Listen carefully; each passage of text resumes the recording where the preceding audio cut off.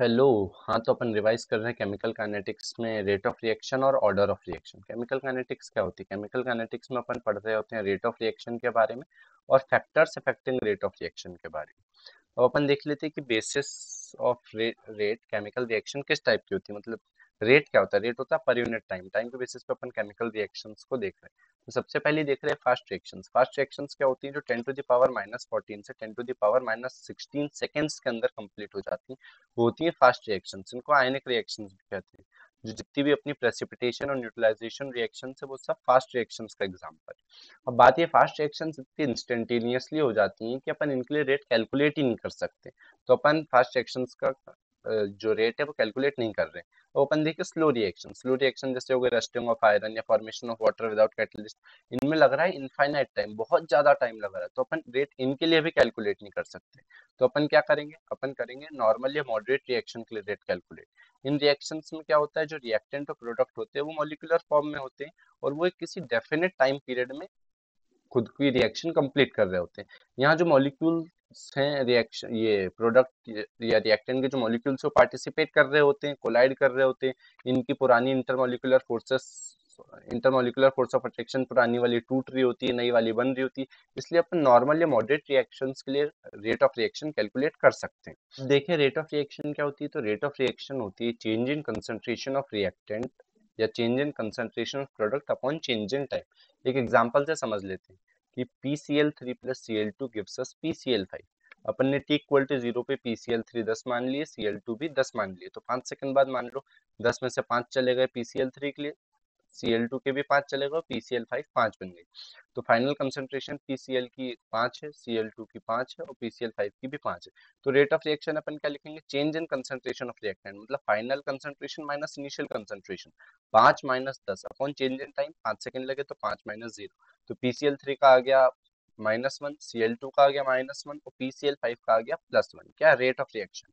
अब यहाँ मॉड देखें अगर अपन तो 1 1 1 तीनों का रेट सेम आ रखा है। बट यहाँ जो माइनस है और प्लस है वो क्या बता रहे हैं? माइनस बता रहा है कि ये जो रिएक्टेंट साइड में उनकी कंसंट्रेशन विद टाइम कम होती जा रही है और जो प्रोडक्ट साइड में उसकी कंसंट्रेशन विद टाइम बढ़ती जा रही है। तो कम होती जा रही है इसलिए अपन ने माइनस लगा दिया, बढ़ती जा रही है इसलिए अपन ने प्लस लगा दिया। अब अपन दूसरा एग्जांपल देखें तो वहां पे भी अपन ऐसे ही कर रहे हैं कि अपन t इक्वल टू 0 पे मान लो 20 मान लिया।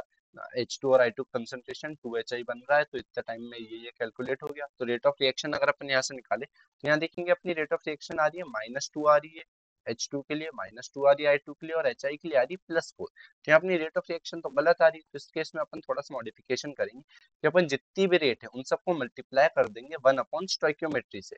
जैसे H2 की स्टोइक्योमेट्री है 1 तो अपन मल्टीप्लाई कर देंगे 1 अपॉन 1 से, तो आ गया अपना -2। I2 की स्टोइक्योमेट्री है 1 तो अपन उसको मल्टीप्लाई कर देंगे 1 अपॉन 1 से, तो आ गई -2।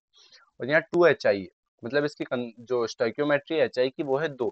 तो अपन 1 अपॉन स्टोइक्योमेट्री से मल्टीप्लाई कर रहे तो अपन 1/2 से मल्टीप्लाई कर देंगे 4, तो इसकी आ गई +2। तो स्टोइक्योमेट्री से अपन ने मल्टीप्लाई कर दिया सब जितनी भी रेट आई। तो अपनी जो फाइनल आ गई वो आ गई -2 और +2। यहाँ माइनस और प्लस वही बता रही कि विद टाइम कंसंट्रेशन कम हो रही है तो माइनस और कंसंट्रेशन बढ़ रही है तो प्लस। और रेट जो आ गया वो आ गया 2। अब अपन आगे देखें इस एग्जांपल को कि N2 + 3H2 दे रहा है अपने को 2NH3।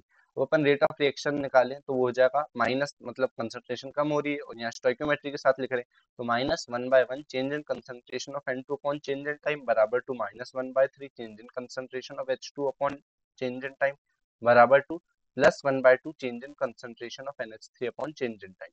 तो इसी को अपन कहते हैं एवरेज रेट ऑफ रिएक्शन, क्योंकि अपन किसी एक पर्टिकुलर टाइम तक कैलकुलेट कर रहे हैं, टाइम इंटरवल में कैलकुलेट कर रहे हैं। तो रेट ऑफ रिएक्शन को अपन लिख देंगे rate of disappearance of N2 upon 1 जो कि हो गई स्टोइक्योमेट्री बराबर to rate of disappearance of H2 अपन उसकी स्टोइक्योमेट्री 3 हो गई और rate of formation of NH3 अपन उसकी स्टोइक्योमेट्री जो कि हो गई 2। अब अपन देख रहे हैं विद टाइम जो है change in concentration of reactant कम होती जा रही है, मतलब डिसअपीयर होती जा रही है, और change in concentration of product बढ़ती जा रही है, मतलब अपीयर होती जा रही है, फॉर्म होती जा रही है। तो अपन ये रेट के लिए लिखेंगे या रिएक्टेंट के लिए लिखेंगे रेट ऑफ डिसअपीयरेंस और प्रोडक्ट्स के लिए लिखेंगे रेट ऑफ फॉर्मेशन। तो यहाँ अपन 2A + 3B 4C 5D दे रहा है उसके लिए भी सेम दिखेंगे। अब अपन ग्राफ देख लें कि कंसंट्रेशन का और टाइम का ग्राफ है। तो यहाँ t इक्वल टू 0 पे देखें तो जो रिएक्टेंट्स इनिशियली वो थे मैक्सिमम पे, तो रिएक्टेंट्स की वैल्यू t इक्वल टू 0 पे मैक्सिमम और विद टाइम वो कम होते जा रहे हैं, ग्रीन वाली लाइन। और प्रोडक्ट इनिशियली थे 0 टी इक्वल टू 0 पे, विद टाइम वो बढ़ते जा रहे हैं, ये ब्लू वाली लाइन। तो ये चेंज इन कंसंट्रेशन और टाइम के बीच का ग्राफ। अपन देख लें कि x मोल a जो है वो दे रहे हैं y मोल्स ऑफ b, तो अपन एवरेज रेट ऑफ रिएक्शन क्या लिखेंगे, -1/x change in concentration of a upon change in time बराबर to plus of 1/y change in concentration of b upon change in time. अब ये तो हो गई अपनी एवरेज, क्योंकि अपन ने चेंज इन टाइम लिया, मतलब एक टाइम इंटरवल लिया। अब अगर अपन ले लें कि इंस्टेंटेनियस निकालनी है अपने को, इंस्टेंटेनियस रेट ऑफ रिएक्शन, तो वो पर्टिकुलर इंस्टेंट या पर्टिकुलर स्मॉल टाइम के लिए निकलेगी। तो अपन ने मान लिया कि डेल्टा टी जो है टेंड्स टू 0 है, तो अपन इसको क्या लिख देंगे, -1/x D concentration of A upon D T बराबर to plus 1/v D into concentration of B upon D T. या फाइनली अपने को क्वेश्चन सॉल्व करने हैं, तो अपने को करने इसी से कि रेट ऑफ रिएक्शन लिखेंगे, जो भी अपने रिएक्टेंट साइड पे उनके लिखेंगे rate of disappearance of A upon उसकी स्टोइकियोमेट्री एक्स, और जो प्रोडक्ट साइड पे है वो आ गया रेट ऑफ फॉर्मेशन, तो rate of formation of B upon उसकी स्टोइकियोमेट्री वाई। अब इसकी यूनिट्स क्या होती है रेट ऑफ रिएक्शन की, पहले कंसंट्रेशन की यूनिट कंसंट्रेशन के टर्म्स में देख ले, दूसरा प्रेशर के टर्म्स में देख ले। तो कंसंट्रेशन के टर्म्स में देखें तो रेट ऑफ रिएक्शन होता है change in concentration upon change in time. Concentration को लिखते हैं मोल्स पर लीटर और टाइम को लिखे सेकंड, तो कंसंट्रेशन के टर्म्स में यूनिट आ गई मोल्स पर लीटर पर सेकंड, इसी को अपन कह सकते हैं मोलैरिटी पर सेकंड। प्रेशर के टर्म्स में देखें तो रेट ऑफ रिएक्शन होती है change in pressure upon change in time, तो एटीएम अपॉन सेकंड, तो एटीएम पर सेकंड। अब अगर अपन दोनों के बीच में रिलेशन देखें कि ये जो अपना रेट ऑफ रिएक्शन कंसंट्रेशन के टर्म्स में आ रहा है और प्रेशर के टर्म्स में आ रहा है, तो दोनों को रिलेट कैसे करेंगे, तो पीवी बराबर टू एनआरटी होता है, वी को उधर भेजा, एन बाई वी हो गया सी, तो पी बराबर टू हो गया C R T. R T हो गया अपना कांस्टेंट, तो जो अपना प्रेशर है वही कंसंट्रेशन के बराबर, तो चेंज इन प्रेशर कंसंट्रेशन के चेंज के बराबर। तो यहाँ जो रेट हो गई, रेट एट गिवन प्रेशर बराबर to rate at given concentration into RT, ये हो गई अपनी फाइनल रिलेशन, इसको याद रखना। अब मॉलिक्यूलैरिटी ऑफ रिएक्शन क्या होती है, मॉलिक्यूलैरिटी होती है कि रिएक्शन में रिएक्टेंट के कितने मॉलिक्यूल्स पार्टिसिपेट कर रहे हैं, वही हो जाएगी उसकी मॉलिक्यूलैरिटी। जैसे यहाँ पहली इक्वेशन दे रखी है, तो यहाँ अपने रिएक्टेंट्स के कितने, एक है, तो अपनी इसकी मॉलिक्यूलैरिटी हो गई एक। अब मॉलिक्यूलैरिटी सेकंड की देखें तो यहाँ 2SO2 और एक O2 है, तो यहाँ मॉलिक्यूलैरिटी हो गई 3। यहाँ N2 है प्लस 3H2 है, तो मॉलिक्यूलैरिटी हो गई 4। अब अपन देख रहे हैं order of reaction, n moles A plus m moles B देख लें अपन, तो वो दे रहा है प्रोडक्ट, तो अपन यहाँ रेट लिखेंगे कंसंट्रेशन ऑफ ए उसकी पावर उसकी स्टोइकियोमेट्री या जितने भी नंबर है, तो कंसंट्रेशन ऑफ ए उसकी power n into concentration of B और उसकी पावर एम। तो यहाँ आ जाएगी अपनी रेट, तो रेट में अपन प्रोपोर्शनैलिटी हटाएंगे, के लगा देंगे, तो रेट अब हो जाएगा अपना के इंटू कंसंट्रेशन ऑफ ए की power n into concentration of B की पावर एम, इसी को अपन कहते हैं रेट लॉ इक्वेशन। तो अपन यहाँ देखिए कि इसकी ऑर्डर क्या लिखेंगे या ऑर्डर ऑफ रिएक्शन क्या होती है, तो ऑर्डर होती है the sum of power of concentration of reactants in rate law of equation, उसी को कहते हैं ऑर्डर ऑफ रिएक्शन। तो यहाँ पे अगर अपन देखिए कि रेट लॉ ऑफ इक्वेशन में जो कंसंट्रेशन की पावर है वो है एन और एम, उन दोनों का सम कर दिया, वही अपनी आ जाएगी ऑर्डर ऑफ रिएक्शन, तो एन प्लस एम आ गई अपनी ऑर्डर। जैसे एग्जांपल के देख ले तो रेट लिखी यहाँ पे के इंटू कंसंट्रेशन ऑफ ए की पावर 1 और बी की पावर 1। तो अपने को क्या करना है, ये जो रिएक्टेंट्स है, ये जो अपने को पावर मिल रही है रिएक्टेंट्स की, उनका सम करना है, तो टोटल ऑर्डर आ जाएगा 2, ए का ऑर्डर आ गया 1, बी का ऑर्डर आ गया 1, तो टोटल ऑर्डर आ गया 2। रेट अगर अपन इसकी देखें के इंटू कंसंट्रेशन ऑफ ए की पावर 1 है, बी की पावर 0 है, तो ऑर्डर ए के रिस्पेक्ट में 1, बी के रिस्पेक्ट में 0, टोटल ऑर्डर 1, ऐसे ही देखेंगे अपन। अब एक क्वेश्चन कर लेते हैं कि अपन ने कंसंट्रेशन कर दी डबल, ए की कंसंट्रेशन डबल कर दी, तो रेट ऑफ रिएक्शन अपना हो गया 16 गुना।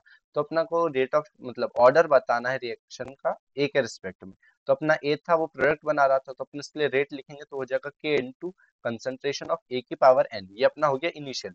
अब अपने को दे दिया कि कंसंट्रेशन ऑफ ए अपन ने कर दी डबल और रेट ऑफ रिएक्शन हो गया 16 गुना, तो रेट हो गया 16 टाइम और यहाँ अपन ने ए का कर दिया 2A।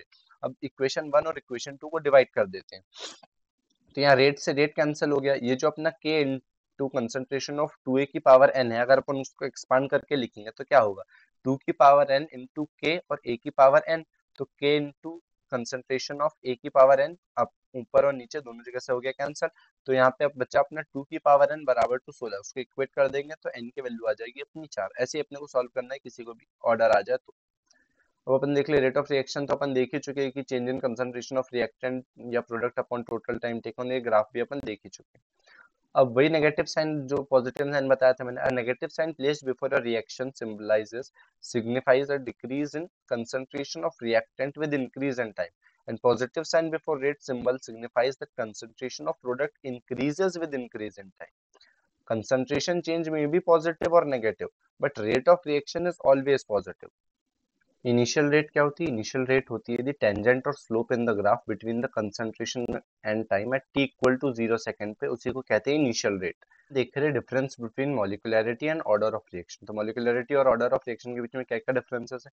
मॉलिक्युलैरिटी होती है total number of reacting species, उसमें मॉलिक्यूल्स हो सकते हैं, एटम्स हो सकते हैं, आयंस हो सकते हैं, which being the chemical change. तो यहाँ total number of reacting species हो गई मॉलिक्युलैरिटी। ऑर्डर ऑफ रिएक्शन होती है sum of the power of molar concentration of reaction species in rate equation of reaction. जो अपनी रेट लॉ ऑफ इक्वेशन होती है उसमें जो कंसंट्रेशन होती है, जो कंसंट्रेशन आती है उनकी जो पावर्स है उसका सम होता है ऑर्डर ऑफ रिएक्शन। मोलिकुलरिटी है वो हमेशा होल नंबर में होती है, मतलब जीरो फ्रैक्शनल वगैरह नहीं हो सकती। But order of reaction whole number, zero, fractional, positive, negative कुछ भी हो सकती है। मोलिकुलरिटी होती है थ्योरेटिकल कॉन्सेप्ट, मतलब अपन प्रैक्टिकल इसमें नहीं है, थ्योरेटिकल ही है। और थ्योरेटिकली अगर अपन मोलिकुलरिटी देखें तो वो 5 के अराउंड भी हो सकती है, मतलब मोर देन 5 भी हो सकती है। बट अगर अपन प्रैक्टिकली देखें तो मॉलिक्यूलरिटी जो है वो प्रैक्टिकली 3 ही हो सकती है, मतलब मैक्सिमम 3 ही हो सकती है, क्योंकि ये अपने को कोलिजन थ्योरी ने बता रखा है, अपन वो भी समझ लेंगे। ऑर्डर ऑफ रिएक्शन जो है वो एक्सपेरिमेंटली डिटरमाइन होती है, इसलिए वो whole number, zero, fractional, positive, negative कुछ भी हो सकती है। मॉलिक्यूलरिटी होती है meaningful only for simple reaction और individual steps of complex reaction, मतलब किसी एक कॉम्प्लेक्स रिएक्शन की किसी एक स्टेप के लिए हो सकती है या सिंपल रिएक्शन के लिए हो सकती है। It is meaningless for overall complex reaction. वहीं ऑर्डर ऑफ रिएक्शन के लिए देखें तो it is meant for reaction and not for its individual steps. किसी एक स्टेप के लिए नहीं होती, पूरी रिएक्शन के लिए होती है ऑर्डर ऑफ रिएक्शन।